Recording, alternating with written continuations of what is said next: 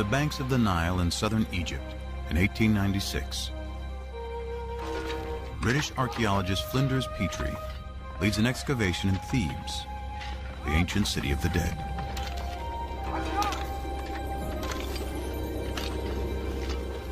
Here he unearths one of the most important discoveries in biblical archaeology.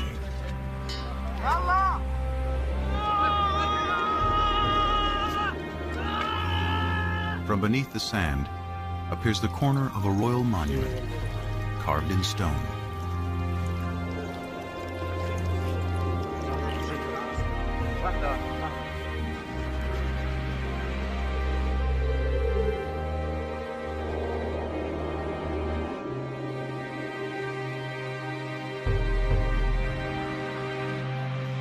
Dedicated in honor of Pharaoh Merneptah, son of Ramses the Great, it became known as the Merneptah Stela. Today, it is in the Cairo Museum.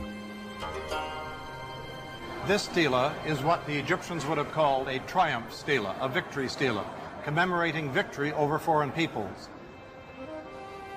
Most of the hieroglyphic inscription celebrates Merneptah's triumph over Libya, his enemy to the west. But almost as an afterthought, he mentions his conquest of people to the east in just 2 lines.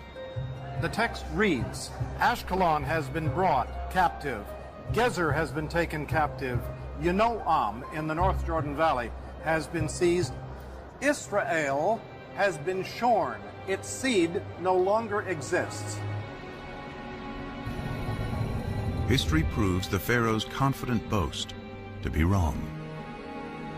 Rather than marking their annihilation, Merneptah's stela announces the entrance onto the world stage of a people named Israel. This is priceless evidence for the presence of an ethnical group called Israel in the central highlands of southern Canaan. The well-established Egyptian chronology gives the date as 1208 BC.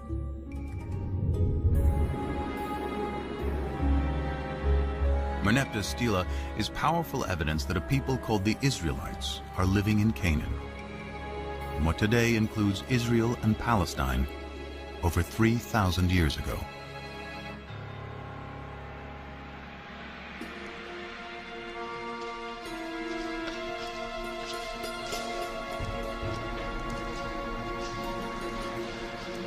The ancient Israelites are best known through familiar stories that chronicle their history. Abraham and Isaac, Moses and the 10 Commandments, David and Goliath,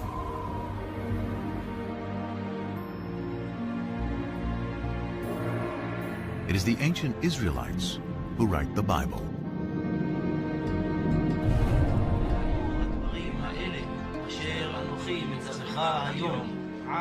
Through writing the Hebrew Bible, the beliefs of the ancient Israelites survived to become Judaism, one of the world's oldest continuously practiced religions. And it is the Jews who give the world an astounding legacy: the belief in one God.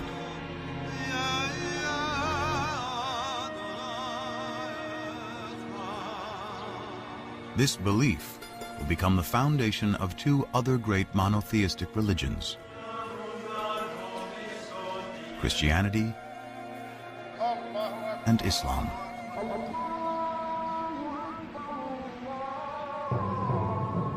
Often called the Old Testament to distinguish it from the New Testament, which describes the events of early Christianity, today the Hebrew Bible and a belief in one God are woven into the very fabric of world culture.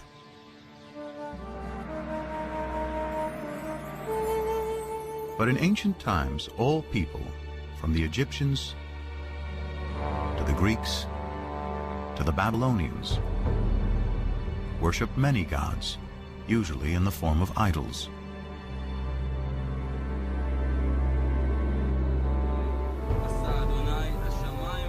How did the Israelites, alone among ancient peoples, discover the concept of one God? How did they come up with an idea that so profoundly changed the world? Now, archaeologists and biblical scholars are arriving at a new synthesis that promises to reveal not only fresh historical insights, but a deeper meaning of what the authors of the Bible wanted to convey. They start by digging into the earth and the Bible. You cannot afford to ignore biblical text, especially if you can isolate a kind of kernel of truth behind these stories, and then you have the archaeological data. Now, what happens when text and artifacts seem to point in the same direction? Then I think we're in a very sound ground historically.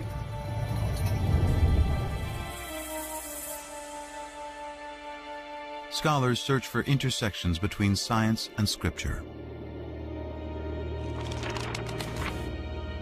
The earliest is the victory stela of the Egyptian pharaoh Merneptah from 1208 BC.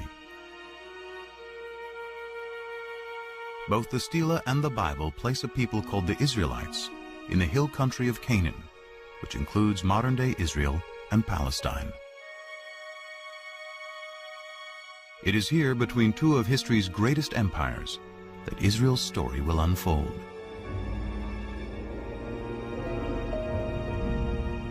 The way to understand Israel's relationship to the superpowers, Egypt and Mesopotamia on either side, is to understand its own sense of its fragility as a people.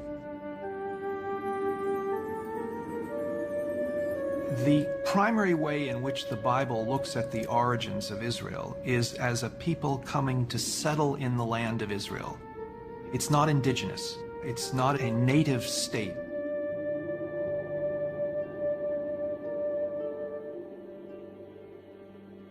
The Hebrew Bible is full of stories of Israel's origins. The first is Abraham, who leaves Mesopotamia with his family and journeys to the Promised Land, Canaan. The Lord said to Abraham, "Go forth from your native land and from your father's house to the land that I will show you. I will make of you a great nation, and I will bless you. I will make your name great." Genesis 12:1 and 2. According to the Bible, this promise establishes the covenant, a sacred contract between God and Abraham. To mark the covenant, Abraham and all males are circumcised. His descendants will be God's chosen people. They will be fruitful, multiply, and inhabit all the land between Egypt and Mesopotamia.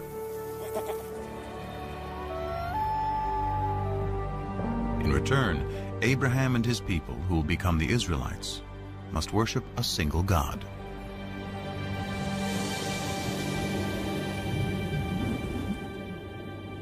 This is a new idea. It was an idea that nobody had ever had before.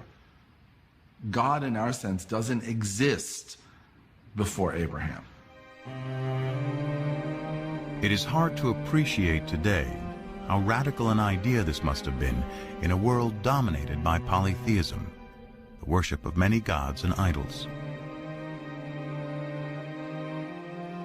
The Abraham narrative is part of the first book of the Bible, Genesis, along with Noah and the flood and Adam and Eve. Though they convey a powerful message, to date there is no archaeology or text outside of the Bible to corroborate them. The farther back you go in the biblical text, the more difficult it is to find historical material in it. The patriarchs go back to Genesis. Genesis is, for the most part, a compilation of myths, creation stories, things like that. And to find a historical core there is very difficult. This absence of historical evidence leads scholars to take a different approach to reading the biblical narrative. They look beyond our modern notion of fact or fiction to ask why the Bible was written in the first place. There is no word for history in the Hebrew Bible. The biblical writers were telling stories. They were good historians, and they could tell it the way it was when they wanted to, but their objective was always something far beyond that. So what was their objective? To find out, scholars must uncover who wrote the Bible and when. The traditional belief is that Moses wrote the first 5 books of the Bible. Genesis, the story of creation. Exodus, deliverance from slavery to the Promised Land. Leviticus, Numbers, and Deuteronomy, laws of morality and observance. Still read to this day, together they form the Torah, often called the 5 books of Moses. The view that Moses had personally written down, first 5 books of the Bible, was virtually unchallenged until the 17th century. There were a few questions raised about this. For example, the very end of the last book of the Torah, the book of Deuteronomy, describes the death and burial of Moses. And so some rabbis said, well, Moses couldn't have written those words himself because he was dead and was being buried. And digging deeper into the text, there are even more discrepancies. For example, how many of each species of animal is Noah supposed to bring into the ark? One text says 2, a pair of every kind of animal. Another text says 7 pair of the clean animals and only 2 of the unclean animals. In one chapter, the Bible says the flood lasts for 40 days and 40 nights. But in the next, it says 150 days. To see if the floodwaters have subsided, Noah sends out a dove. But in the previous sentence, he sends a raven. There are 2 complete versions of the flood story interwoven on the same page.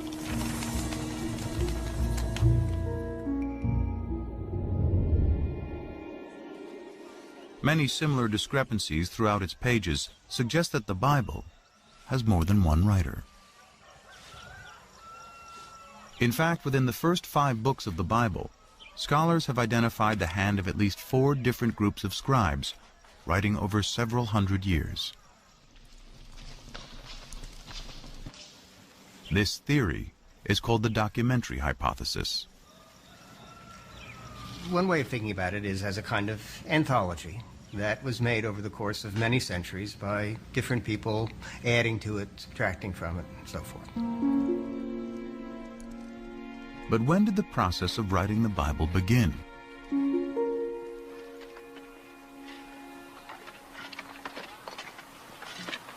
Tel Zayit is a small site on the southwestern border of ancient Israel that dates back to biblical times. Since 1999, Ron Tappy has been excavating here. As I was taking aerial photographs from the cherry picker, a volunteer notified his square supervisor that he thought he had seen some interesting marks, scratches, possibly letters incised in a stone. Tappy excavated the rock and brought it back to his lab at the nearby kibbutz. It was only then that he realized he had more than a simple inscription. Dalet. I realized that this inscription represented an abecedery, that is to say, not a text narrative, but the letters of the Semitic alphabet written out in their correct order. Nun. And then Pei and Ayin are difficult to read, but they're out here. This ancient script is an early form of the Hebrew alphabet. What was found was not a random scratching of 2 or 3 letters. It was the full alphabet. Everything about it says that this is the ancestor of the Hebrew script. The Tel Zayit abecedery is the earliest Hebrew alphabet ever discovered. It dates to about 1000 BC, making it possible that writing the Hebrew Bible could have already started by this time.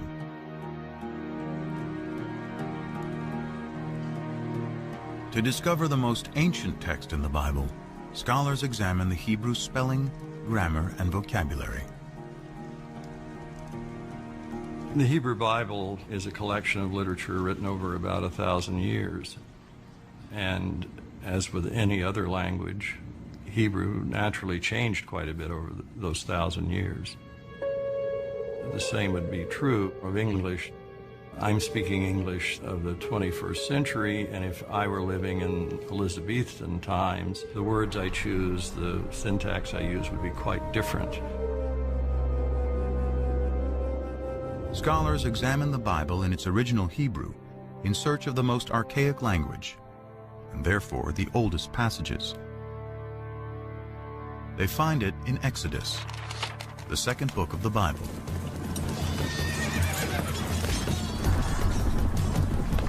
Pharaoh's chariots and his army he cast into the sea.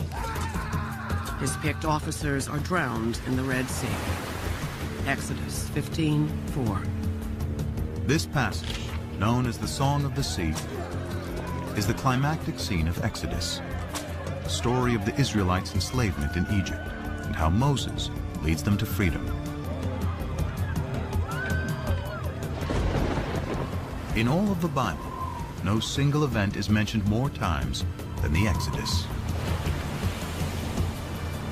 With the development of ancient Hebrew script, the Song of the Sea could have been written by 1000 BC, the time of Tapi's alphabet.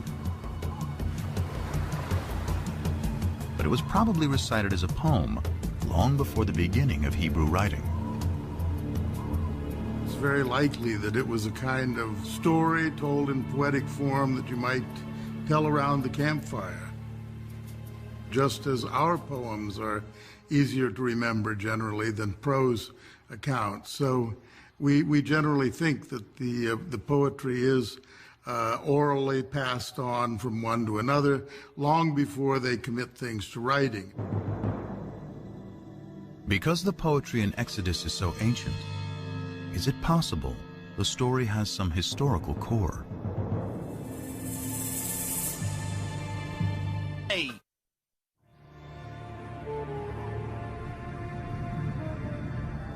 Here in the eastern Nile Delta of Egypt, in a surreal landscape of fallen monuments and tumbled masonry, archaeologists have uncovered a lost city. Inscribed on monuments throughout the site is the name of Ramses II, one of the most powerful Egyptian rulers. It is Ramses who is traditionally known as the Pharaoh of the Exodus.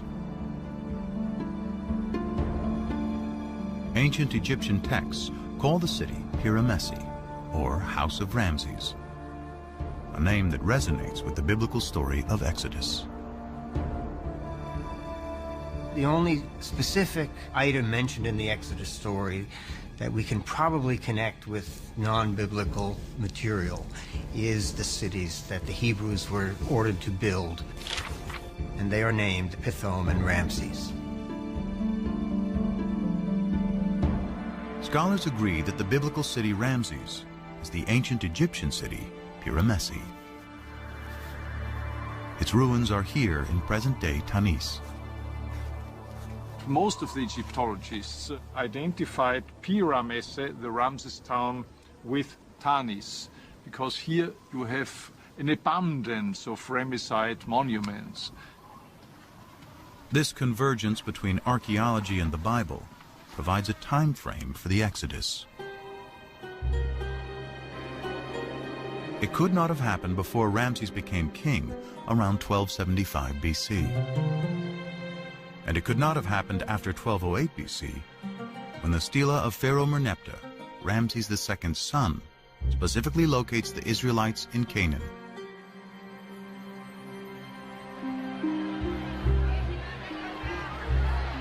The Bible says the Israelites leave Egypt in a mass migration, 600,000 men and their families, and then wander in the desert for 40 years. But even assuming the Bible is exaggerating, in 100 years of searching, archaeologists have not yet found evidence of migration that can be linked to the Exodus. No excavated site gives us any information about the route of the wandering through the wilderness. an exodus is simply not attested anywhere. Any historical or archaeological confirmation of the Exodus remains elusive. Yet scholars have discovered that all 4 groups of biblical writers contributed to some part of the Exodus story. Perhaps it is for the same reason its message remains powerful to this day. Its inspiring theme of freedom. Freedom is a compelling notion, and that is one of the ways that we can understand the story of the Exodus, from being controlled by others to controlling oneself. The idea of a change from domination to autonomy, that these are very powerful ideas that resonate in the human spirit. And the Exodus gives narrative reality to those ideas.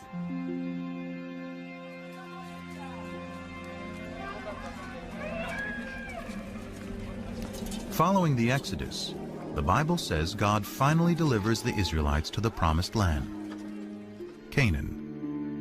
Archaeology and sources outside the Bible reveal that Canaan consisted of well-fortified city-states, each with its own king, who in turn served Egypt and its pharaoh.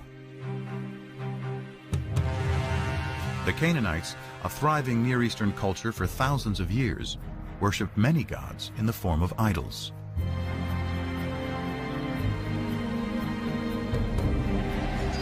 The Bible describes how a new leader, Joshua, takes the Israelites into Canaan in a blitzkrieg military campaign. So the people shouted, and the trumpets were blown.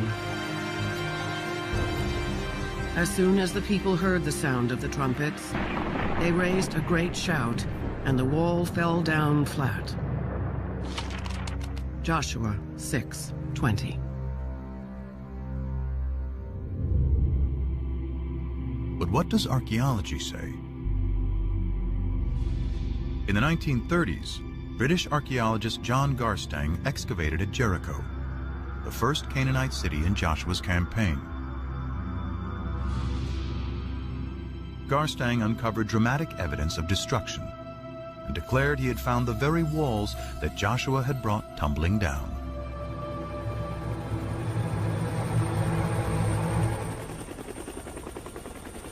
And at what the Bible describes as the greatest of all Canaanite cities, Hatzor, there is more evidence of destruction.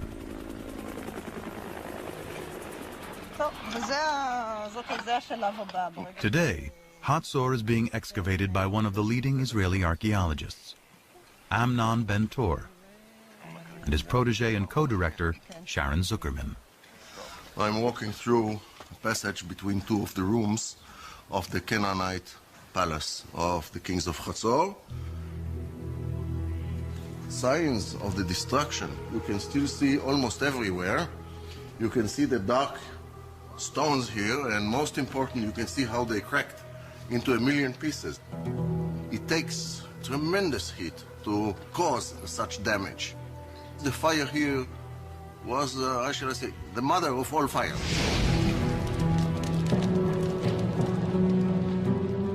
And there's another Canaanite city-state that Joshua and his army of Israelites are credited with laying waste. It's called Ai, and has been discovered in what is now the Palestinian territory of the West Bank. Here, archaeologist Hani Nur el-Din and his team are finding evidence of a rich Canaanite culture. The village first appears and developed to a city, and then there was a kind of fortification surrounding this settlement. These heaps of stones were once a magnificent palace and temples, which were eventually destroyed. But when the archaeologists date the destruction, they discover it occurred about 2200 BC. They date the destruction of Jericho to 1500 BC, and Hatzor's to about 1250 BC. Clearly, these city-states were not destroyed at the same time. They range over nearly 1,000 years. In fact, of the 31 sites the Bible says that Joshua conquered, few showed any signs of war. There was no evidence of armed conflict in most of these sites. At the same time, it was discovered that most of the large Canaanite towns that were supposed to have been destroyed by these Israelites were either not destroyed at all or destroyed by others. A single sweeping military invasion led by Joshua cannot account for how the Israelites arrived in Canaan.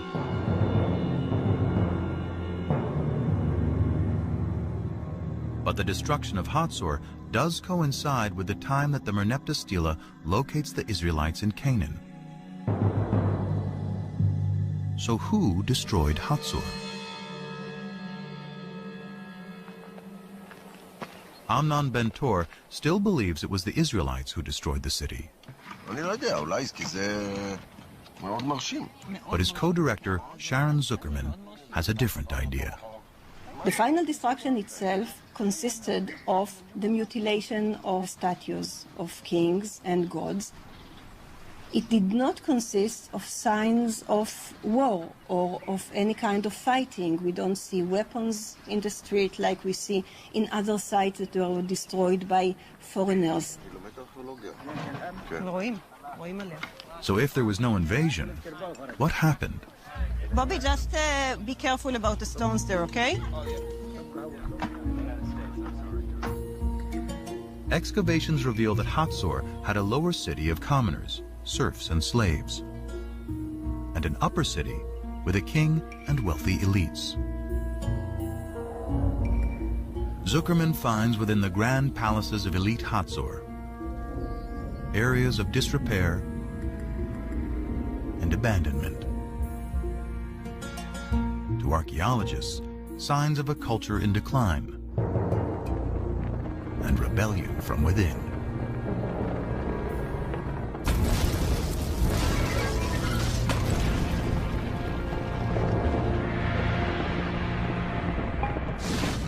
I would not rule out the possibility of an internal revolt of Canaanites living at Hatzor and revolting against the elites that ruled the city. In fact, the entire Canaanite city-state system, including Hatzor and Jericho, breaks down. Archaeology and ancient texts clearly show that it is the result of a long period of decline and upheaval that sweeps through Mesopotamia, the Aegean region, and the Egyptian Empire around 1200 BC.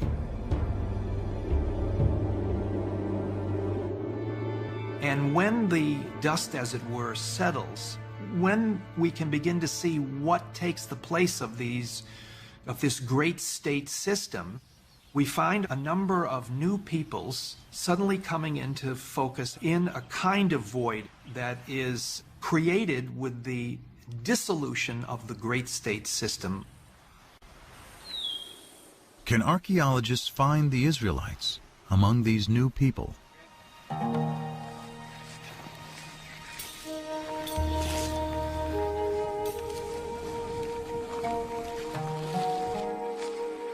In the 1970s, archaeologists started wide-ranging surveys throughout the central hill country of Canaan. Today, primarily the Palestinian territory of the West Bank.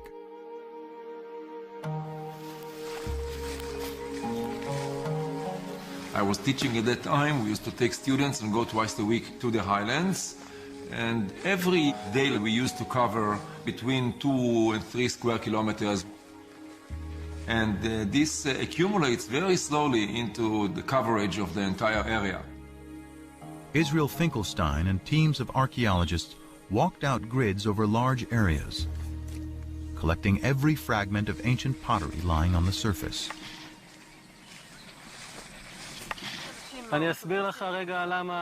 Over 7 years, he covered nearly 400 square miles, sorting pottery and marking the locations of where it was found on a map. By dating the pottery, Finkelstein discovered that before 1200 BC, there were approximately 25 settlements. He estimated the total population of those settlements to be 3,000 to 5,000 inhabitants. But just 200 years later, there's a very sharp increase in settlements and people. Then you get this boom of population growing and growing. Then we are speaking about 250 sites. And the population grows also 10 times, from a few thousand to 45,000 or so. Now, this is very dramatic and cannot be explained as natural growth. This rate is impossible in ancient times.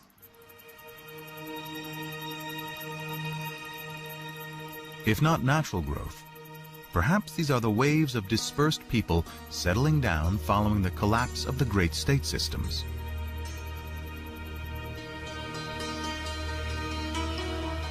Then, more evidence of a new culture is discovered.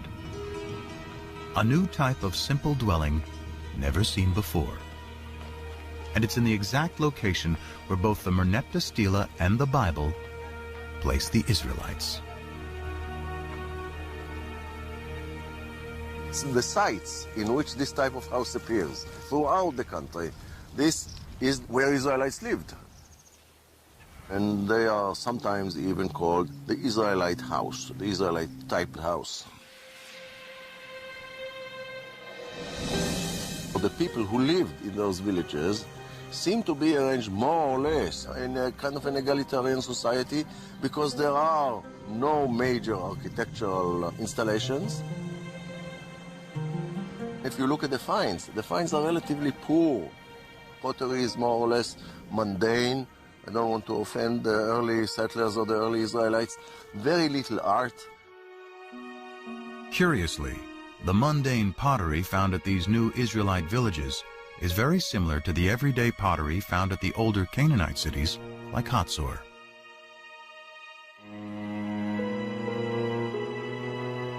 In fact, the Israelite house is practically the only thing that is different.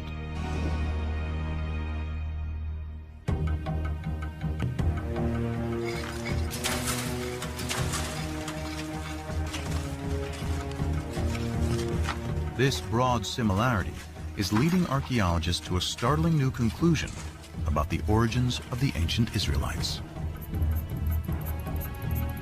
The notion is that most of the early Israelites were originally Canaanites, displaced Canaanites. The Israelites were always in the land of Israel. They were natives, but they were different kinds of groups. They were basically the have-nots. So what we're dealing with is a movement of peoples, but not an invasion of armed hordes from outside, but rather a social and economic revolution. Ancient texts describe how the Egyptian rulers and their Canaanite vassal kings burdened the lower classes of Canaan with taxes and even slavery. A radical new theory based on archaeology suggests what happens next. As that oppressive social system declines, families and tribes of serfs, slaves, and common Canaanites seize the opportunity. In search of a better way of life, they abandon the old city-states and head for the hills. Free from the oppression of their past, they eventually emerge in a new place as a new people. The Israelites. In the text, you have a story of the Israelites coming from outside and then besieging the Canaanite cities, destroying them, and then becoming a nation in the land of Canaan. 7 shirts from the Middle Bronze Age. Whereas archaeology tells us something which is the opposite. The Late Bronze Age. According to archaeology, the rise of early Israel is an outcome of the collapse of Canaanite society, not the reason for that collapse.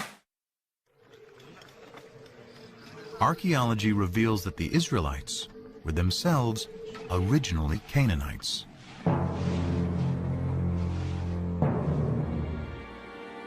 So why does the Bible consistently cast the Israelites as outsiders in Canaan? Abraham's wanderings from Mesopotamia, Moses leading slaves out of Egypt and into the Promised Land, and Joshua conquering Canaan from outside. The answer may lie in their desire to forge a distinctly new identity. Identity is created, as psychologists tell us, by talking about what you are not, by talking about another. In order to figure out who I am, I have to figure out who I am not. Conspicuously absent from Israelite villages are the grand palaces and the extravagant pottery associated with the kings and rich elites of Canaan. The Israelites did not like the Canaanite system, and they defined themselves in contrast to that system. So by not using decorated pottery, by not using important pottery, they developed an ideology of simplicity, which marked the difference between them and the Egyptian Canaanite system. If the Israelites wanted to distinguish themselves from their Canaanite past, what better way than to create a story about destroying them?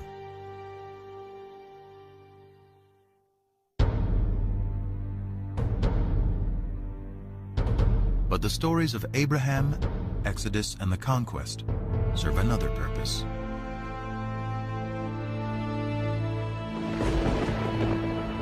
They celebrate the power of what the Bible says is the foremost distinction between the Israelites and all other people: their God.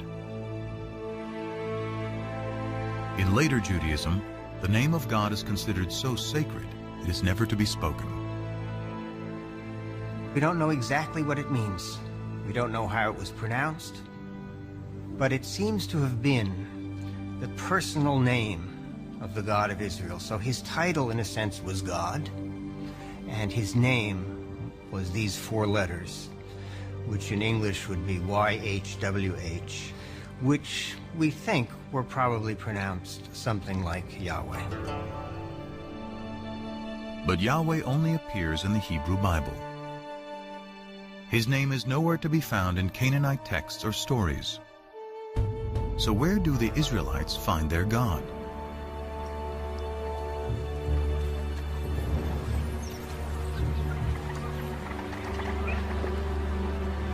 The search for the origins of Yahweh leads scholars back to ancient Egypt.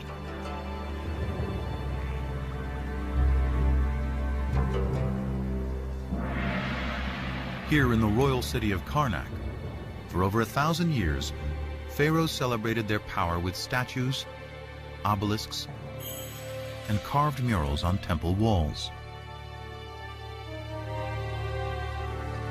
Here on the north wall of Karnak, we have scenes depicting the victories in battle of Seti I, the father of Ramses the Great. Seti here commemorates one of his greatest victories over the Shasu. The Shasu were a people who lived in the deserts of southern Canaan, now Jordan and northern Saudi Arabia, at around the same time as the Israelites emerged. Egyptian texts say one of the places where the Shasu lived is called YHW, probably pronounced Yahu, likely the name of their patron god. That name Yahu is strangely similar to Yahweh, the name of the Israelite God.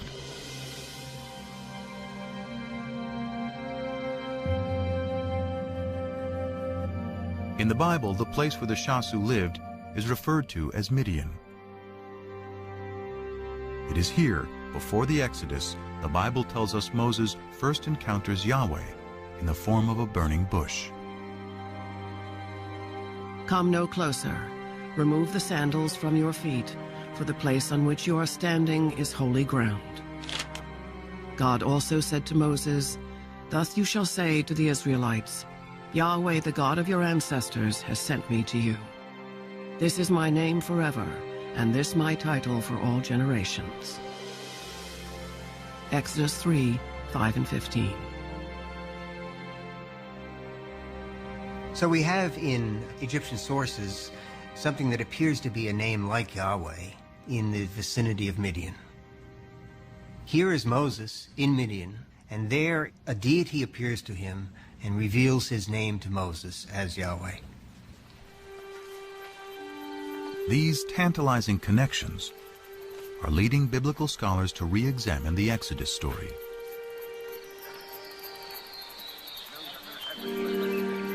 While there is no evidence to support a mass migration, some now believe that a small group did escape from Egypt. However, they were not Israelites, but rather Canaanite slaves.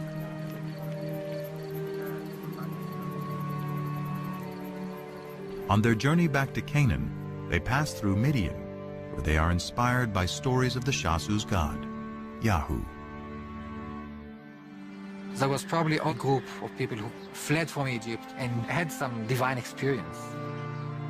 It was probably a small group demographically, but it was important, at least in ideology.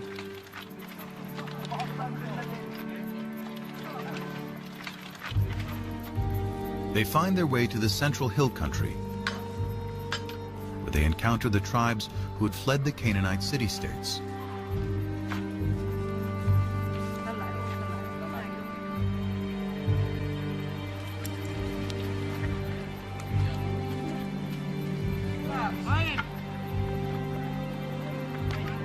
Their story of deliverance resonates in this emerging egalitarian society.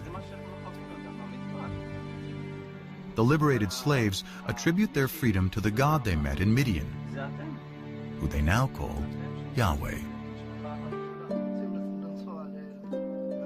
They spread the word to the highlanders, who themselves perhaps had escaped from the tyranny of the Canaanite city-states.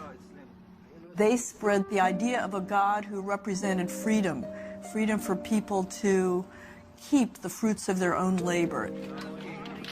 This was a message that was so powerful that it brought people together and gave them a new kind of identity. The identity of Israelites. They are a combination of disenfranchised Canaanites, runaway slaves from Egypt, and even nomads settling down. The Bible calls them a mixed multitude. According to the Hebrew Bible, early Israel was a motley crew, and we know that's the case now. But these people are bound together by a new vision. And I think the revolutionary spirit is probably there from the beginning. The chosen people may actually be people who chose to be free. Their story of escape, first told by word of mouth and poetry, helps forge a collective identity among the tribes.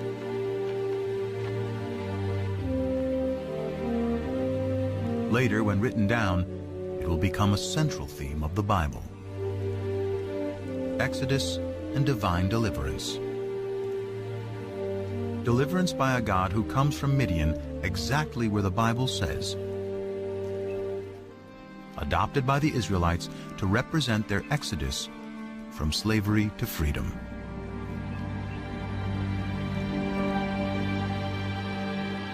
So is this the birth of monotheism? The common understanding of what differentiated the ancient Israelites from their neighbors was that their neighbors worshipped many different gods and goddesses, and the Israelites worshipped only the one true God. But that is not the case. This bull figurine, likely representing El, the chief god of the Canaanite deities, is one of thousands of idols discovered in Israelite sites. The Israelites frequently worshipped other gods. Now, maybe they weren't supposed to, but they did. So at least on a practical level, many, if not most, Israelites were not monotheists.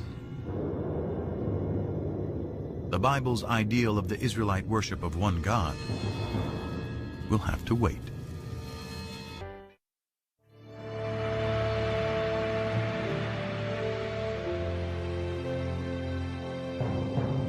About 2 centuries pass after the Merneptah Stela places the Israelites in Canaan. Families grow into tribes. Their population increases. Then, about 1000 BC, one of the Bible's larger-than-life figures emerges to unite the 12 tribes of Israel against a powerful new enemy. David put his hand into the bag.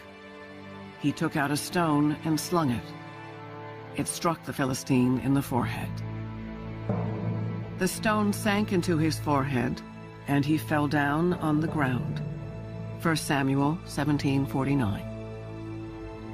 The Bible celebrates David as a shepherd boy who vanquishes the giant Goliath. A lover who lusts after forbidden fruits. And a poet who composes lyric psalms still recited today. Of all the names in the Hebrew Bible, none appears more than David.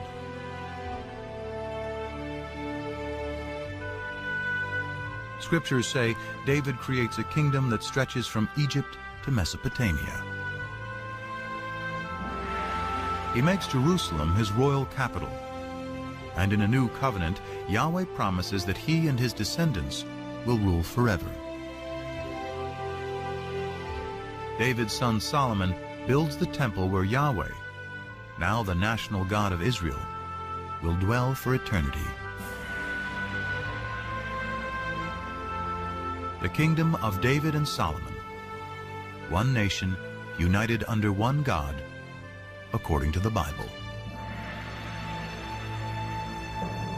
Now, some skeptics today have argued there was no such thing as a united monarchy. It's a later biblical construct, and particularly a construct of modern scholarship. In short, there was no David. As one of the biblical revisionists has said, David is no more historical than King Arthur. But then, in 1993, an amazing discovery literally shed new light on what the Bible calls ancient Israel's greatest king. Gila Cook was finishing up some survey work with an assistant at Tel Dan, a biblical site in the far north of Israel today. The excavation was headed by the eminent Israeli archaeologist Avraham Biran. It was near the end of the day, and Cook was getting her last measurements when she hears a yell from below. And it was Biran in his booming voice yelling, "Gila, let's go." And so I waved to him, hold it, and continued working. Okay. After being summoned by Biran a second time, Cook had her assistant load her up. And she started down the hill.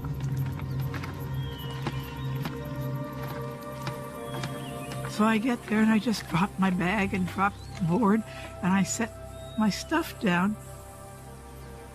But something catches her eye. A stone with what appeared to be random scratches, but was actually an ancient inscription. This time, she yelled for Biran. And he looks at it and he looks at me and he says, "Oh my God." Cook had found a fragment of a victory stela, written in Aramaic, an ancient language very similar to Hebrew. Dedicated by the king of Damascus, or one of his generals, it celebrates the conquest of Israel, boasting, "I slew mighty kings who harnessed thousands of chariots and thousands of horsemen. I killed the king of the house of David."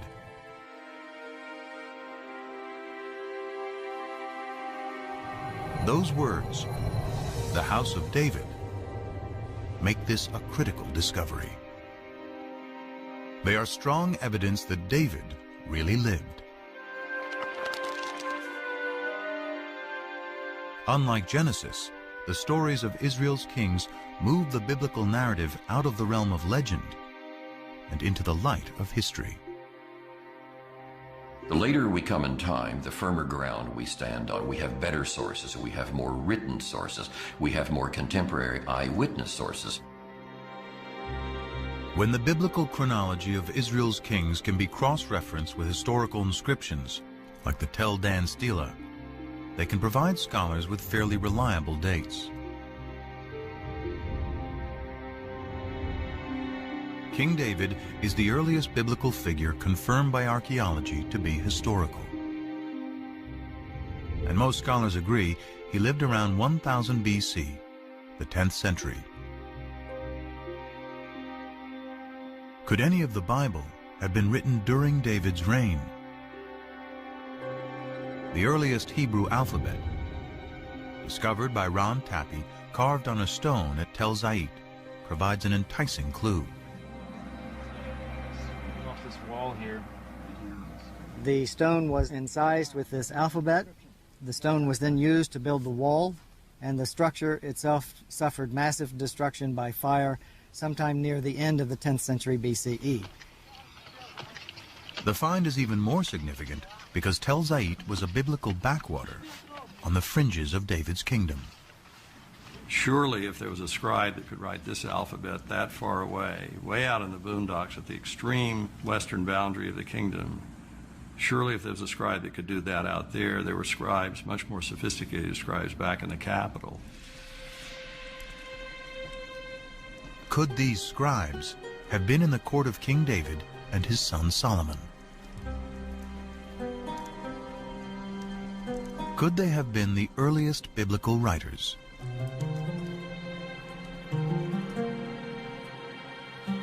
In the 18th century, German scholars uncovered a clue to who wrote the Bible, hidden in two different names for God. According to one account, Abraham knew God by his intimate personal name, conventionally pronounced Yahweh. Passages with the name Yahweh, which in German is spelled with a J, scholars refer to as J. But according to other accounts, Abraham knew God simply by the most common Hebrew word for God, which is Elohim. So the two different writers became known as E for Elohim and J for Yahweh. Most likely based on poetry and songs passed down for generations, they both write a version of Israel's distant past. The stories of Abraham in the Promised Land, Moses and the Exodus. The earliest of these sources is the one that is known as J, which many scholars dated to the 10th century BC, the time of David and Solomon. And because the backdrop for J's version of events is the area around Jerusalem, it's likely he lived there, perhaps in the royal courts of David and Solomon.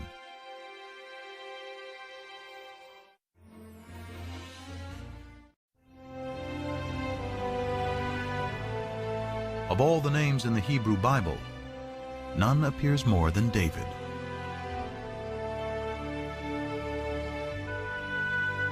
Scriptures say David creates a kingdom that stretches from Egypt to Mesopotamia. He makes Jerusalem his royal capital, and in a new covenant, Yahweh promises that he and his descendants will rule forever.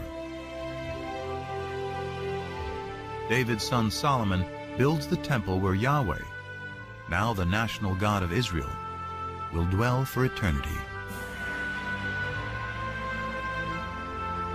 The kingdom of David and Solomon, one nation united under one God, according to the Bible.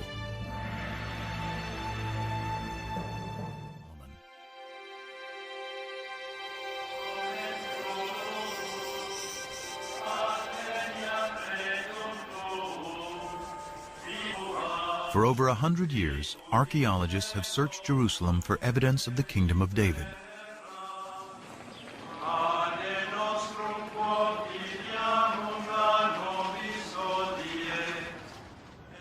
But excavating here is contentious, because Jerusalem is sacred to today's three monotheistic religions. For Christians, Jesus comes in his final week to worship at the Jerusalem temple. He's crucified, he's buried, he's resurrected in the city of Jerusalem.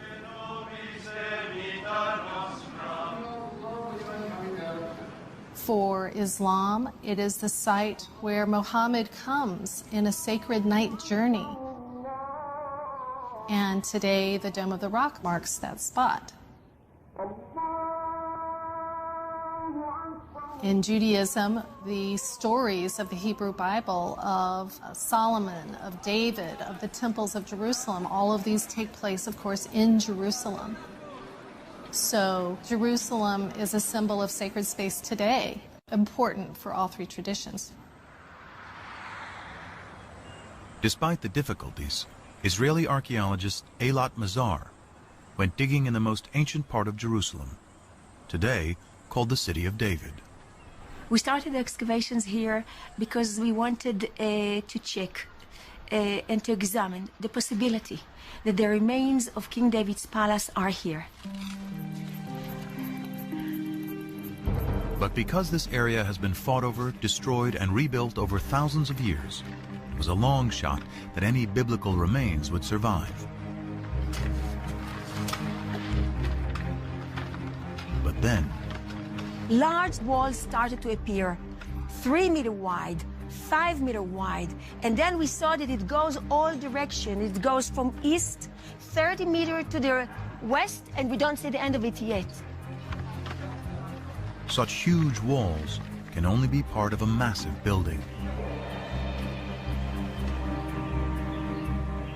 And Mazar believes her excavations to date represent only 20% of its total size.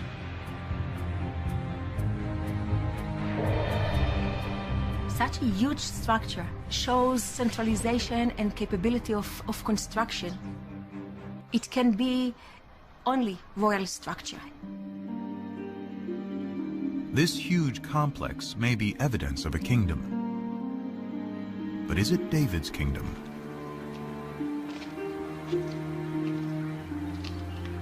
For these walls to be David's palace, it would have to date to his lifetime, around 1000 BC.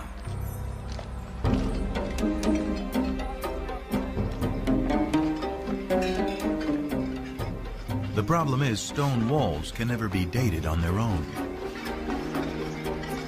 Biblical archaeologists date ruins based on the pottery they find associated with those ruins.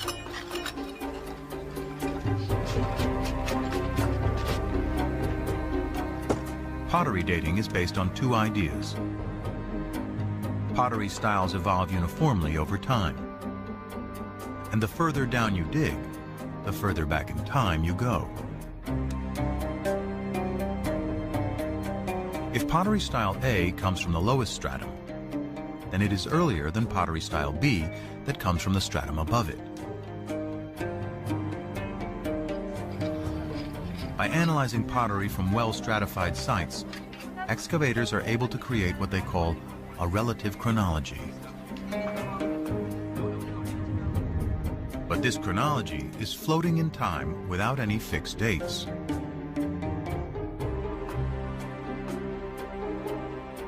To anchor this chronology, William Foxwell Albright, considered the father of biblical archaeology, used events mentioned in both the Bible and Egyptian and Mesopotamian texts to assign dates to pottery styles.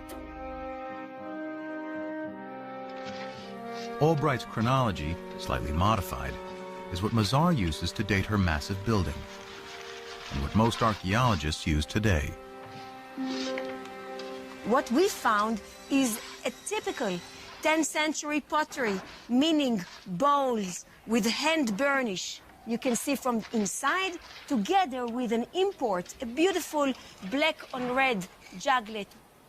What is so important, that this is a 10th century typical juglet.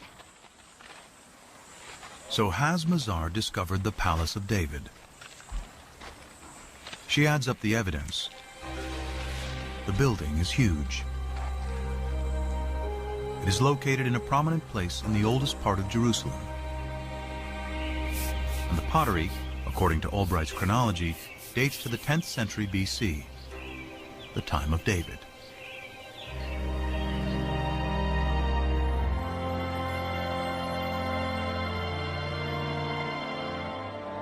Mazar believes she has indeed found the Palace of David.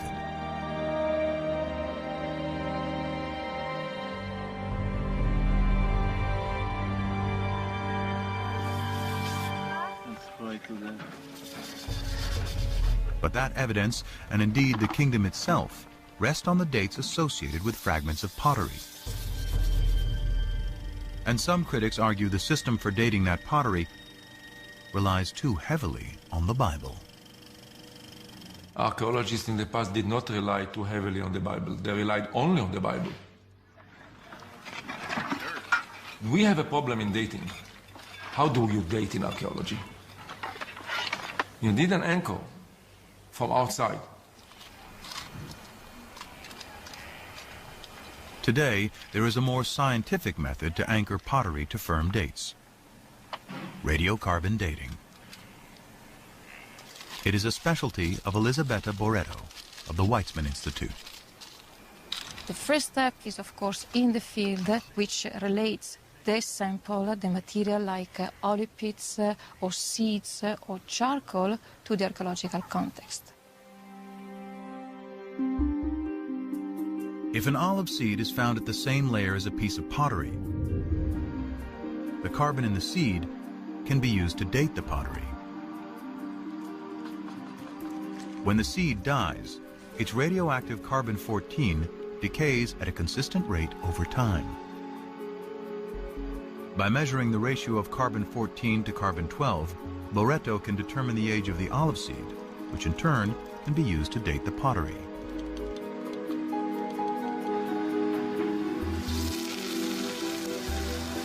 Boretto has meticulously collected and analyzed hundreds of samples from over 20 sites throughout Israel. Her carbon samples date the pottery that Albright and most archaeologists associate with the time of David and Solomon to around 75 years later.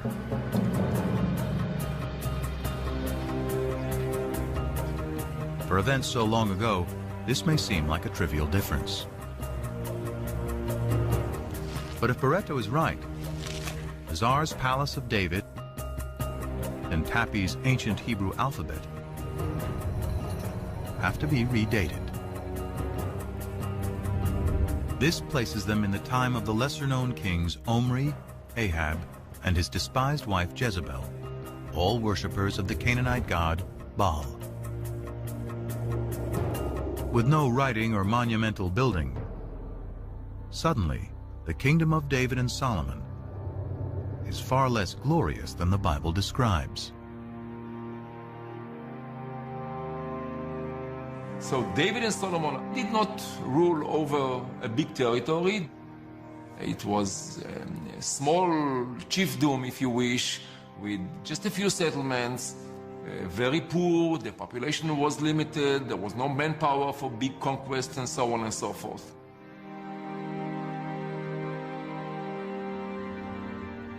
This would make David a petty warlord ruling over a chiefdom, and his royal capital Jerusalem nothing more than a cow town. These are the results of the radiocarbon dating.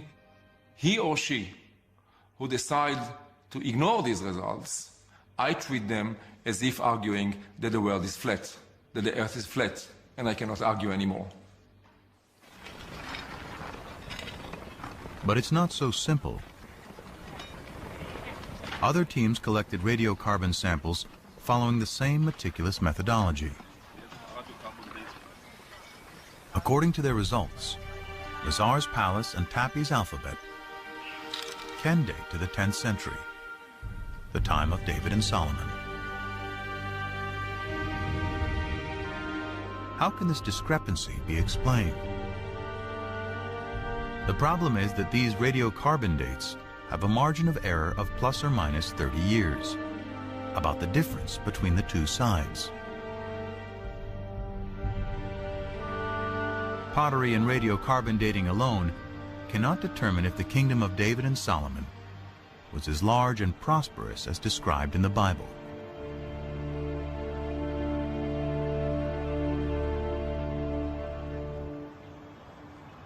Fortunately, The Bible offers clues of other places to dig for evidence of this kingdom. The Bible credits David with conquering the kingdom, but it is Solomon, his son, who is the great builder. This was the purpose of the forced labor which Solomon imposed. It was to build the house of Yahweh and the wall of Jerusalem, Hatzor, Megiddo, and Gezer. 1 Kings 9:15.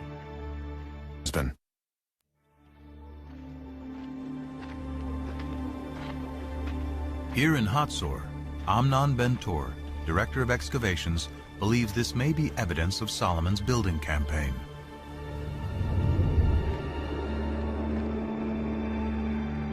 Archaeologists call it a six-chambered gate, a massive entryway fortified with towers and guardrooms. Ben-Tor's predecessor, Yigal Yadin, first uncovered this structure. It turned out to be a six-chambered gate, and Yadin immediately remembered that a very, very similar gate was excavated at Gezer, and then Chicago University excavated this gate here at Megiddo. Stunned by the similarity of these three gates, Yadin recalled the passage in the Bible. Here we have a wonderful connection of the biblical passage as it shows up in archaeology. Three monumental gates, all based on the same plan, would seem to be powerful evidence not only of prosperity, but also of a central authority. Throughout its history, the Israelites had been divided into tribes, then into kingdoms, north and south. The locations of these strikingly similar gates in both regions suggest a single governing authority throughout the land.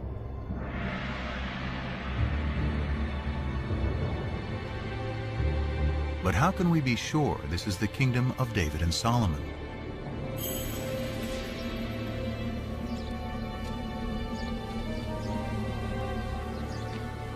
The answer, once again, lies in Egypt. The head-smiting scene which you see on this wall commemorates a military campaign conducted by Pharaoh Shishak, or Sheshonq, the founder of Dynasty 22 in Egypt. The Egyptian pharaoh Shishak invades Israel, an event the Bible reports and specifically dates to 5 years after Solomon's death, during the reign of his son Rehoboam. In the 5th year of King Rehoboam, King Shishak of Egypt marched against Jerusalem and carried off the treasures of the house of Yahweh and the treasures of the royal palace. He carried off everything. 1 Kings 14:25 and 26. The importance of this in fixing one of the earliest dates, specific dates, in which Egyptian history coincides with biblical history is really startling and has to be taken note of. This stunning convergence between the Bible and Egyptian history gives a firm date for the death of Solomon. Shishak's campaign, according to the well-established Egyptian chronology, dates to 925 BC. And the Bible says Solomon dies 5 years earlier, which means 930 BC. This is further evidence that David and Solomon lived in the 10th century.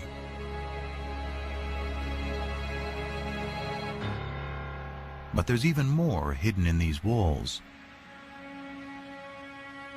These ovals, with their depictions of bound captives and city walls, represent places Pharaoh Shishak conquered in Israel. One of those places is Gezer, where archaeologists find the hallmark of Solomon's building program, a six-chambered gate. Phil Deaver directed the excavations in the late 1960s. We can actually see vivid evidence here of a destruction. Down below, we have the original stones pretty much in situ. But if you look in here, you see the stones are badly cracked. You can even see where they're burned from the heat of a huge fire that has been built here. And then up in here, you see the fire has been so intense that the soft limestone has melted into lime, and it flows down like lava.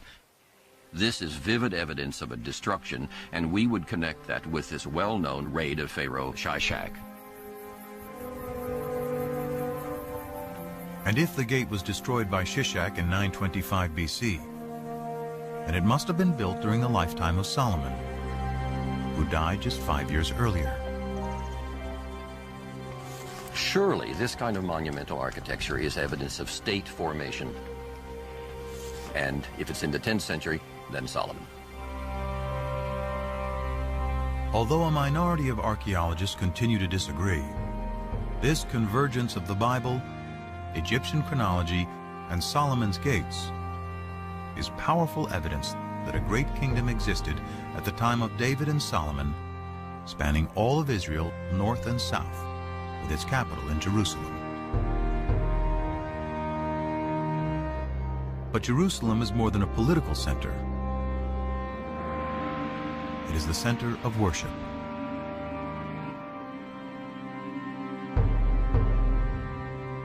The magic of Jerusalem is the magic of the temple.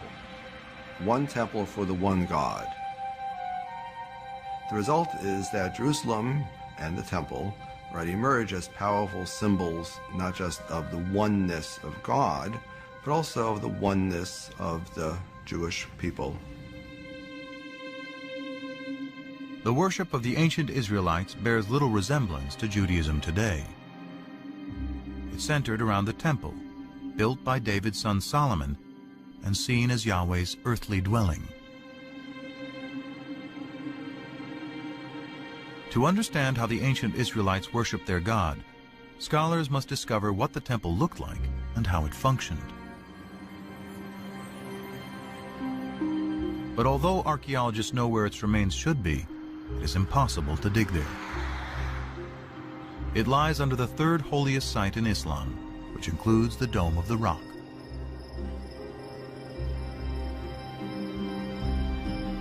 Not a stone of Solomon's temple has ever been excavated. But the Bible offers a remarkably detailed description.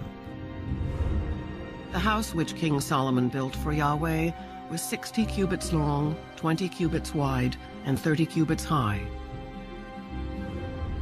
In the inner sanctuary, he made 2 cherubim, each 10 cubits high.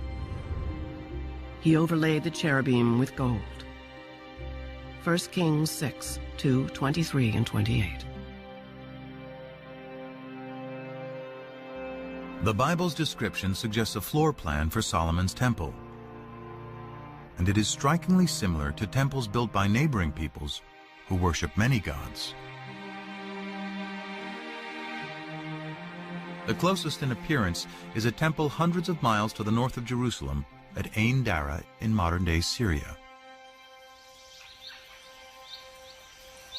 They have similar dimensions and the same basic floor plan. Guarding both temples are sphinxes, or cherubim as the Bible calls them. Unique to the temple at Ain Dara are the enormous footprints of the God who lived here. They mark his progress as he strode to his throne in the innermost sanctuary. If we take the details that we find of Solomon's temple in the Book of Kings and compare it with the Ain Dara temple, we can piece together a fairly good picture, I think, of what this temple might have looked like in the age of Solomon.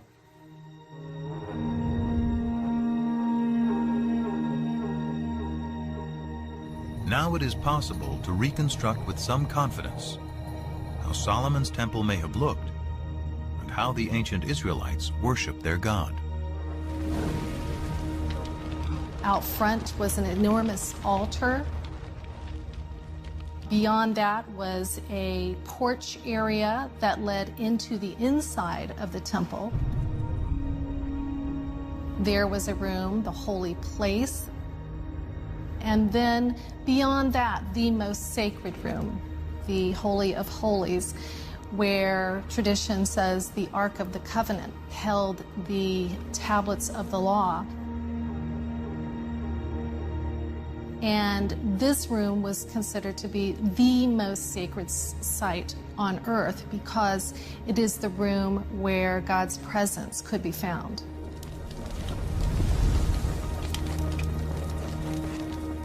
And the ancient Israelites believed their God demanded a very specific form of worship.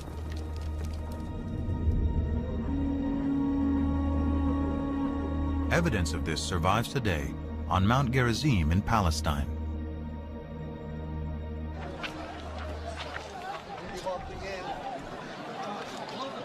The Samaritans who live here claim direct descent from the ancient tribes of Israel. According to their tradition, for over 2,500 years, they have been practicing the ancient Israelite form of worship: animal sacrifice.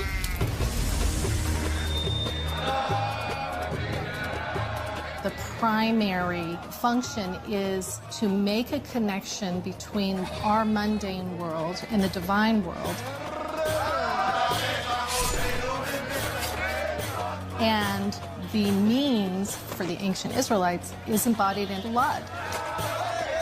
Blood is the most sacred substance on the altar. And blood is the substance that embodies life. So it is the most precious substance in the human world.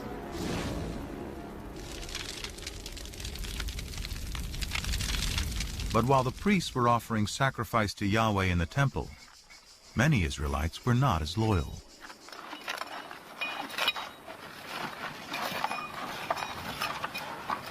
At Tel Rehov, archaeologists are digging at an Israelite house that illuminates the religious practices of its ancient inhabitants.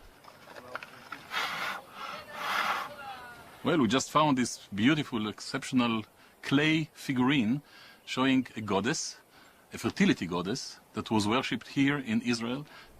Here, in this case, she's shown holding a baby. Who is this fertility goddess? And what is a pagan idol doing in an Israelite home? Dramatic evidence as to her possible identity first surfaced in 1968. Bill Deaver was carrying out salvage excavations in tombs in southern Israel when a local brought him an inscription that had been robbed from one of them. When I got home and brushed it off, I thought I was going to have a heart attack. Executed in clear 8th century script. It's a tomb inscription. And it just gives the name of the deceased, and it says, "Blessed may X be by Yahweh." That's good biblical Hebrew. But it says by Yahweh and his Asherah. And Asherah is the name of the old Canaanite mother goddess. More inscriptions associating Yahweh and Asherah have been discovered, and thousands of figurines unearthed throughout Israel. Many scholars believe this is the face of Asherah. Deaver concludes God had a wife. Even hundreds of years after the Israelites rise from their Canaanite pagan roots, monotheism has still not completely taken hold. This is awkward for some people, the notion that Israelite religion was not exclusively monotheistic, but we know now that it wasn't.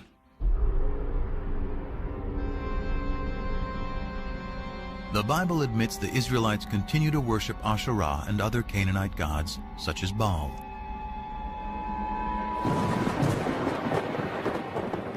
In fact, the prophets, holy men speaking in the name of God, consistently rail against breaking the covenant made with Moses to worship only Yahweh. The more I called them, the more they went from me. They kept sacrificing to the Baals and offering incense to idols. Hosea 11:2. The Israelites had made a contract with God. If they kept it, God would reward them. If they broke it, he would punish them. He would punish them by using foreign powers as his instruments. Events seemed to fulfill the prophet's dire predictions. Soon after Solomon's death, the 10 northern tribes rebelled and formed the northern kingdom of Israel. Then a powerful new enemy storms out of Mesopotamia to create the largest empire the Near East had ever known, the Assyrians. The Assyrians were the overpowering military force, and Israel and Judah, the two states that the Bible talks about as the states making up the people Israel, fell under the sway of the Assyrian juggernaut.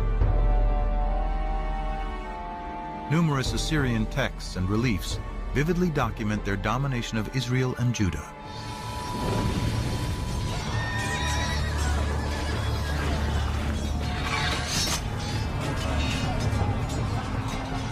In 722 BC, the Assyrian army crushes the northern kingdom.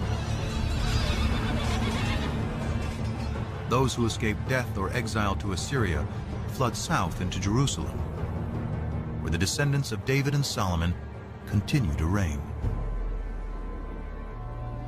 One of them, Josiah, according to the Bible, finally heeds what the prophets prescribe.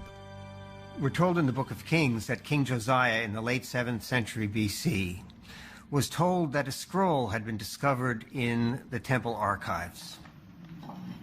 The scroll was brought to him, and as the scroll was being read, Josiah began to weep because he realized that it was a sacred text containing divine commands which the people had been.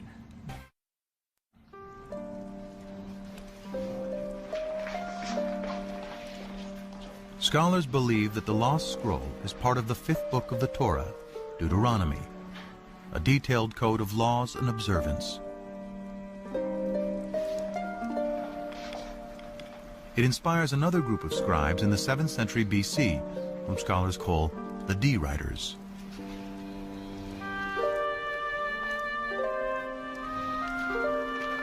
According to the documentary hypothesis, after J and E, D is the 3rd group of scribes who write part of the Hebrew Bible. D retells the Exodus story and reaffirms the covenant Moses made between God and the Israelite people. You should love the Lord your God because he has loved you. He has loved you more than any other nation. So the divine love for Israel requires a corresponding loyalty to God, an exclusive loyalty to God. And Deuteronomy, more than other parts of the Bible, is insistent that only the God of Israel is to be worshipped. To enforce the covenant, Josiah orders that idols and altars to all other deities be destroyed.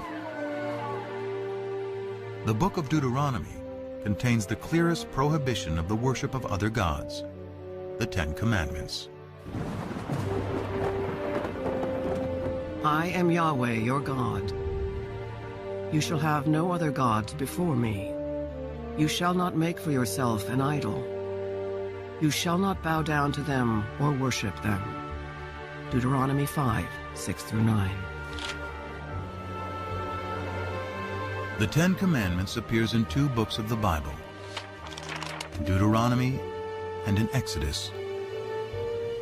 It is not only a contract with Yahweh, it is also a code of conduct between people. The revelation of the 10 Commandments is an ethical revelation. And that's where the idea of justice comes in, because that's the most important thing about the way in which we treat one another. We will not kill him, we will not steal from him, and we will not lie about him. We will abide by the commandments. The commandments, as God himself repeatedly says through the later prophets, are already written on the hearts of human beings. By associating the belief in one God with moral behavior, the 10 Commandments establishes a code of morality and justice for all, the ideal of Western civilization. Despite Josiah's reforms, the ancient Israelites continued to worship other gods. Their acceptance of one God and the triumph of monotheism begins with a series of events vividly attested through archaeology, ancient texts, and the Bible.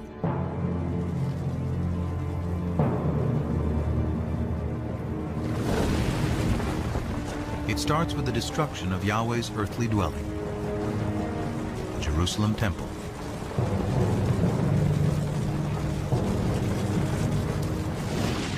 In 586 BC, after defeating the Assyrians, a new Mesopotamian empire invades Israel. The Babylonians ransack the temple and systematically burn the sacred city.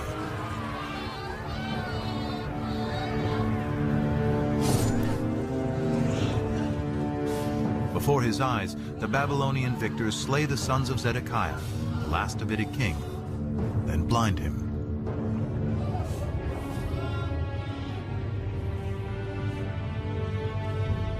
The covenant, the promise made by Yahweh to his chosen people and to David, that his dynasty would rule eternally in Jerusalem, is broken. After 400 years, Israel is wiped out. The destruction of Jerusalem created one of the most significant theological crises in the history of the Jewish people.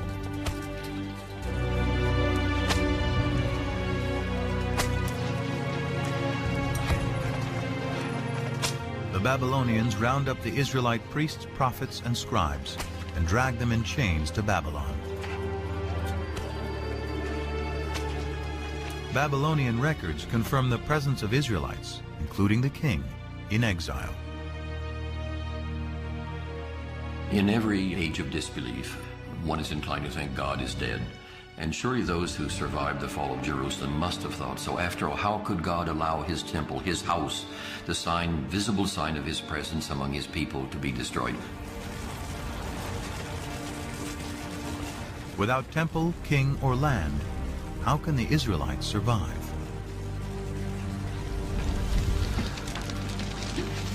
Their journey begins with the ancient scrolls, which some scholars speculate were rescued from the flames of the destruction. Among the exiles from Jerusalem to Babylon were priests from the temple. And they seem to have brought with them their sacred documents, their sacred traditions. According to the widely accepted documentary hypothesis, it is here in Babylon, far from their homes in Israel, that priests and scribes will produce much of the Hebrew Bible as it is known today. Scholars refer to these writers as P, or the priestly source. It was P who took all of these earlier traditions, the J source, the E source, the D source, and other sources as well, and combined them into what we know as the Torah, the first 5 books of the Bible. But more than just compiling, P edits and writes a version of Israel's distant past, including the Abraham story, that provides a way for the Israelites to remain a people and maintain their covenant with God.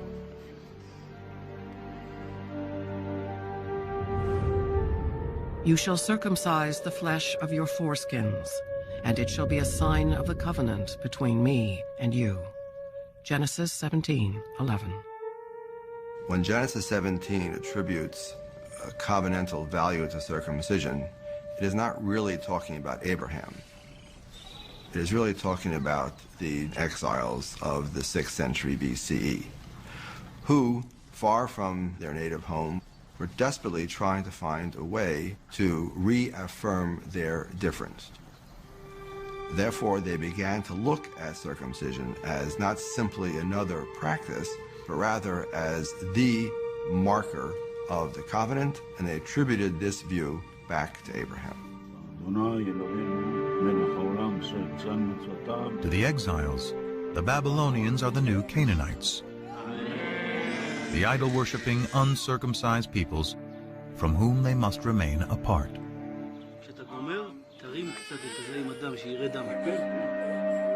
But the Abraham story with its harrowing tale of a father's willingness to sacrifice his own son, is also about the power of faith.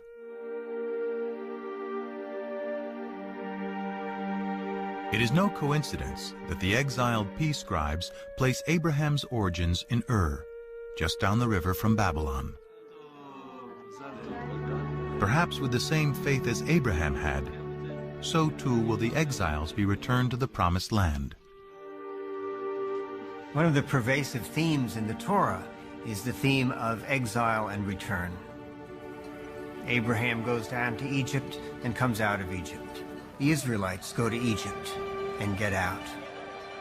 For the exiles in Babylon in the 6th century BC, that theme must have resonated very powerfully. God, who had acted on their behalf in the past, would presumably do so again.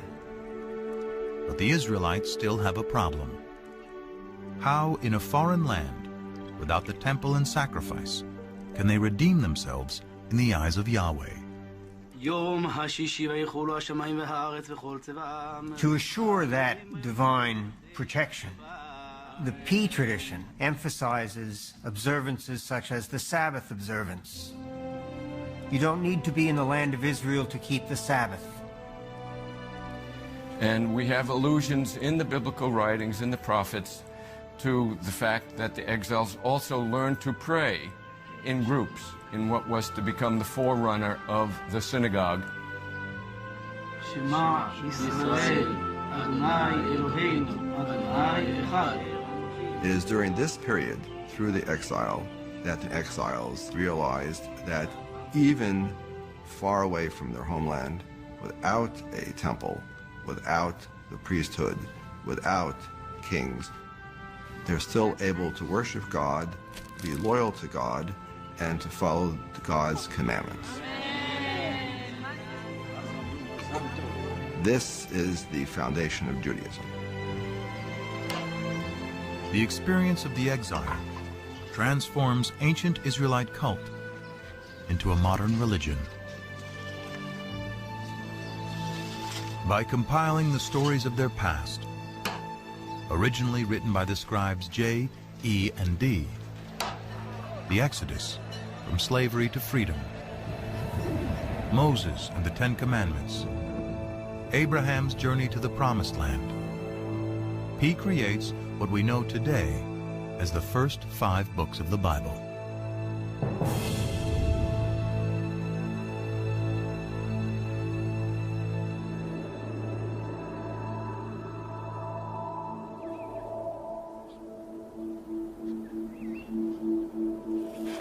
Though this theory is widely accepted, physical evidence of any biblical text from the exile or earlier is hard to come by.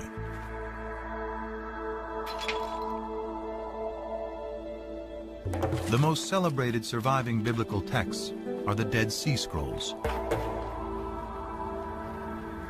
First discovered by accident in 1947, the scrolls represent nearly all 39 books of the Hebrew Bible, at least in fragments.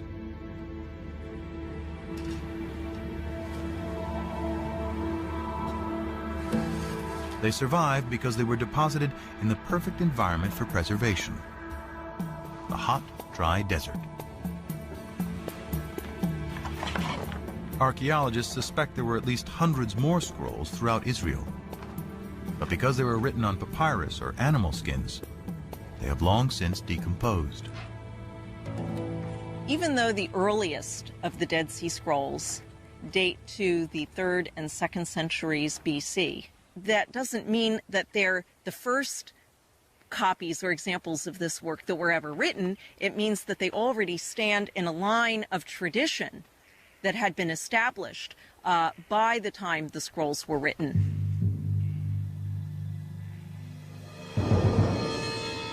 Still, the earliest of the Dead Sea Scrolls dates to at least 300 years after the Babylonian exile.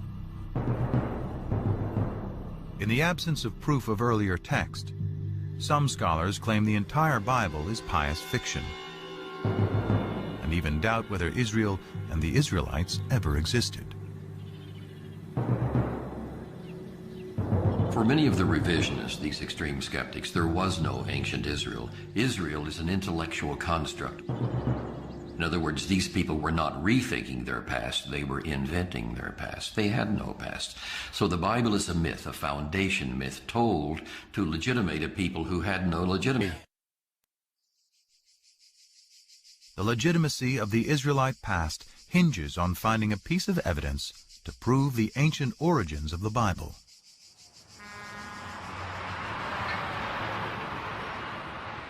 What would be the discovery of a lifetime starts outside the walls of Jerusalem in an old cemetery. We came here and excavated 7 of these burial caves. The burial caves date back to the 7th century BC, somewhere around the time of King Josiah. But the caves were found looted, so we didn't anticipate too much. Gabriel Barkai instructed a 13-year-old volunteer to clean up a tomb for photographs. Instead of that, he was bored, he was alone, and he had a hammer, and he began banging on the floor. But the floor turned out to be a fallen ceiling. And beneath it were some artifacts that had escaped the looters.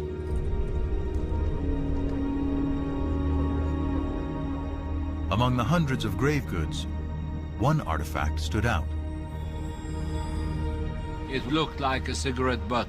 It was cylindrical, about 1 inch in size, about ½ an inch in diameter, and it was very clear it is made of silver. It was some kind of a tiny scroll. A second, slightly smaller scroll was also found, and both were taken to the labs at the Israel Museum. But unraveling the scrolls to see if they contain a readable inscription could risk destroying them completely. Andy Vaughn was one of the epigraphers on the project. Archaeology is basically a destructive science. In order to learn anything, you have to destroy what's there. Gabriel Barkai and his team had to make a decision. Does one unroll these amulets or does one preserve them? They decided that it was worth the risk, and hindsight would tell us that they could not have been more correct. Through painstaking conservation, technicians devised a special method for unrolling the scrolls and revealing their contents. I went over there and I was amazed to see the whole thing full of very delicately scratched, very shallow characters. The first word that I could decipher already on the spot was Yud Hey Vav Hey, which is the 4-lettered unpronounceable name of God. Further investigation revealed more text and a surprisingly familiar prayer, still said in synagogues and churches to this day. May the Lord bless you and keep you. May the Lord make his face to shine upon you and be gracious to you. May the Lord lift up his countenance upon you and give you peace. Numbers 6, 24 through 26.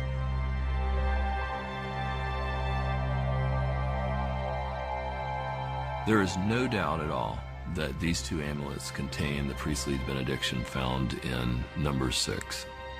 These inscriptions are thus very important because they're the earliest references we have to the written biblical narratives. The archaeological context was very clear because it was found together with pottery dating back to the 7th century BC. Also the paleography, the shape of letters, points towards somewhere in the 7th century BC beyond any doubt. The silver scrolls, with the priestly benediction, predate the earliest Dead Sea Scrolls by 400 years. It is an amazing find, proving that at least some verses of the Bible were written in ancient times during the reign of King David's descendants. By giving us text from before the Babylonian exile, the Silver Scrolls confirm that the Hebrew Bible is created from poetry, oral traditions, and prayers that go back to the time of Josiah's D writer, and likely beyond to writers E and J.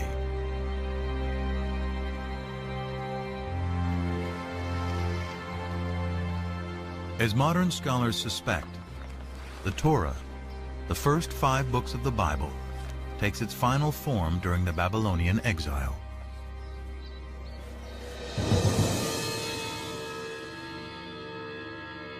But dwarfed by the mighty temples and giant statues of Babylonian gods, the Israelites must also confront the fundamental question: why did their God, Yahweh, forsake them?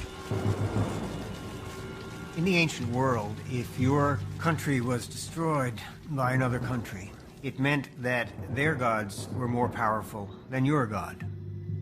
And the natural thing to do was to worship the more powerful God. But the survivors continued to worship Yahweh and struggled to understand how this could have happened. They resort first to a standard form of explanation, which is found elsewhere in the ancient Near East. We must have done something wrong to incur the wrath of our God. It's out of this that comes the reflection that polytheism was our downfall. There is, after all, only one God. The Israelites abandon the folly of polytheism. Monotheism triumphs, and the archaeological evidence proves it.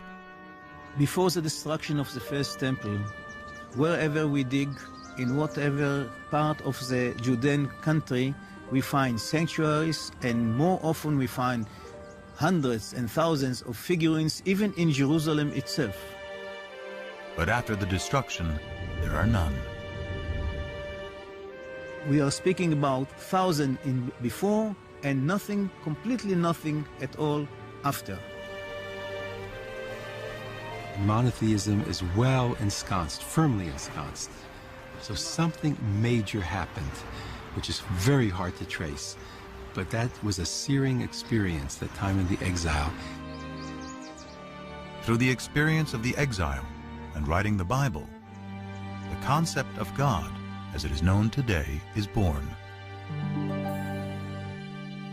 In a way, P created something that was much greater, because it was greater than any individual land or kingdom. It was a kind of a universal religion based on a creator God, not just a God of a single nation, but the God of the world, the God of the universe.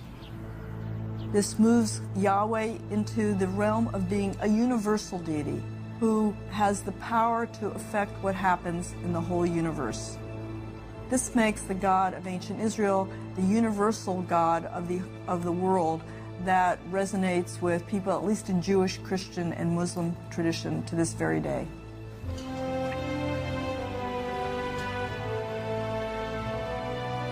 In 539 BC, the Babylonian Empire is toppled by the Persians. As written in the Bible, Yahweh, in his new role as the one invisible God, orchestrates a new exodus.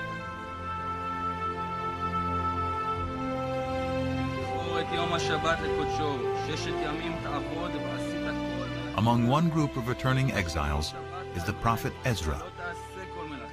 Back in Jerusalem, he gives a public reading of the newly written Torah to re-establish the covenant. All the people gathered together.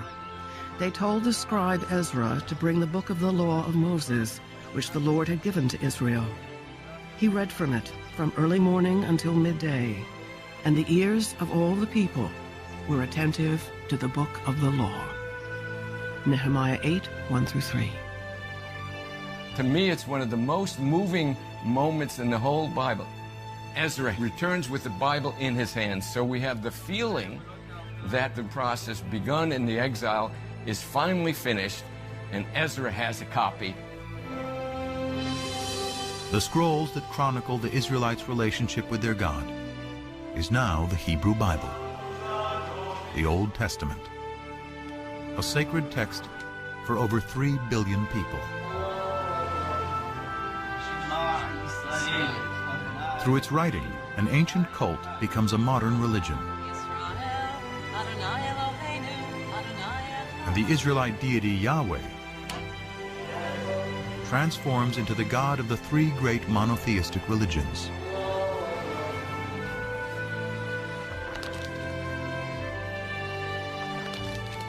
Through its teachings, the Bible established a code of morality and justice, aspirations that resonate through the ages.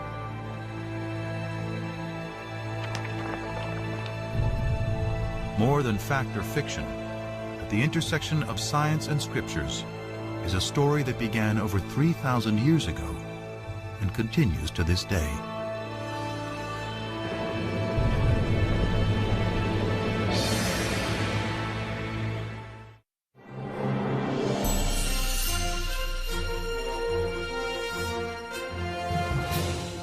If you are passionate about documentaries, log on to view more programs, read articles, and join the discussion online at sbs.com.au/documentary. DVDs of this program can be purchased for educational use from VEA by calling 1-800-034-282.